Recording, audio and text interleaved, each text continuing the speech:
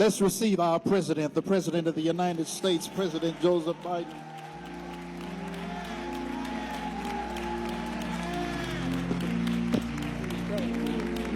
My president.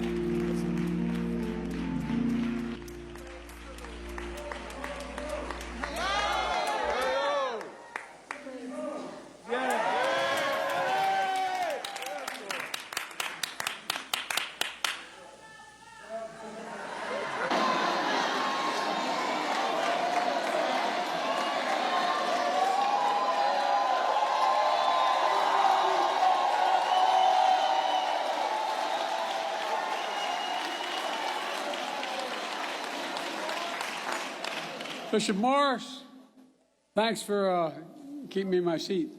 And I want to thank you for, I said, Bishop, it's good to be home. And please sit down.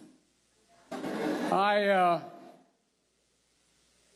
got my start in public life, never intending to run for office, as a public defender in the civil rights movement. And I was no great shakes, but I worked hard in Delaware.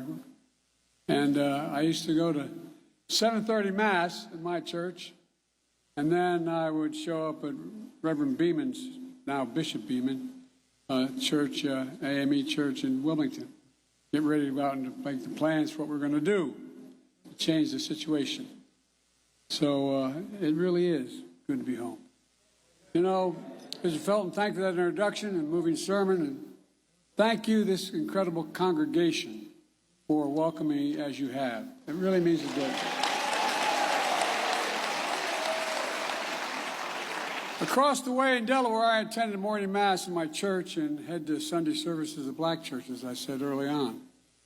I've always felt the power of your faith in good times and in tough times. The fact is, the Scripture says, all things work together for good to those who love God and are called according to His purpose. Our purpose is to serve others. That's our purpose. To know everyone is entitled to be treated with dignity and respect. To know faith without works is dead.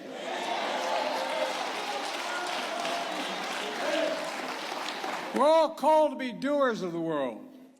In this nation, that means keeping our eyes on the North Star, the very idea of America, that we're all created equal in the image of God and deserve to be treated with dignity and respect our entire lives. We've never fully lived up to that, but we've never fully walked away from it either. And that's because of you and generations before you who led the church from slavery to freedom. Always praying, always believing that joy cometh in the morning. You've never given up. In my life, and as your president, I've tried to walk my faith. To get us through the pandemic that claimed 1 million loved ones and left 8 million people with an empty chair at dinner or breakfast because of someone they lost. To ensure that the economy has the lowest black unemployment and more black small businesses in decades.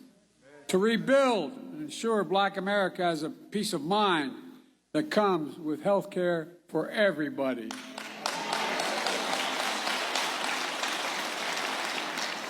To ensure you can follow your dreams without the burden of student debt.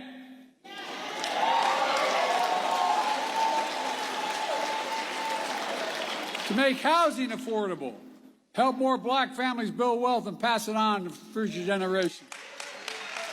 To keep our communities safe by getting weapons of war off our streets. To give hate no safe harbor. While there are those who want to erase history, Kamala and I want to make it. Because black history is American history.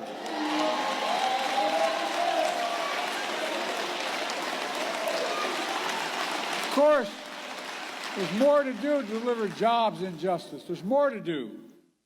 But above all, We need to protect our rights, the rights of all Americans, to make sure democracy works for you. Folks, I know with every fiber of my being, I know I won't look like I'm 40 years old, but I've been around a little bit.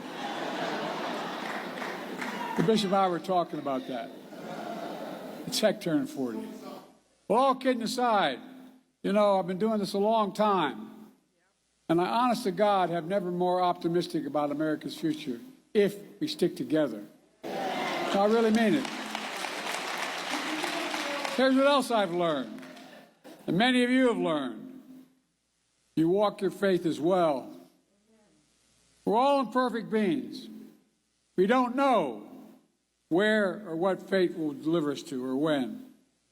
What we do know is that we can seek a life of light, hope, love, and truth no matter what. We can seek that life. Take all of our experiences and give everything we have to work together. Because when we do, you can't stop us. I mean this sincerely. I'm about to host the NATO nations in Washington. We put them together.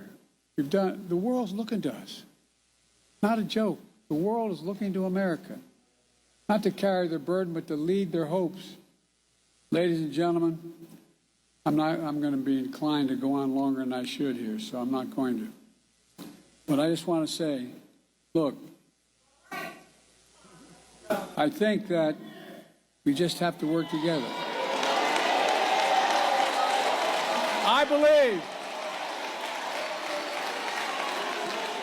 when I ran the first time for president, I said something basic. I said we have to bring back dignity and hope in America. Number one. Number two, we have to give working class and middle class people like the family I came from a shot and build the economy from the middle out and the bottom up, not the top down. And thirdly, we must unite America again. That's my goal. That's what we're going to do. God bless you all, and may God direct our troops. Thank you, thank you, thank you. Thank you.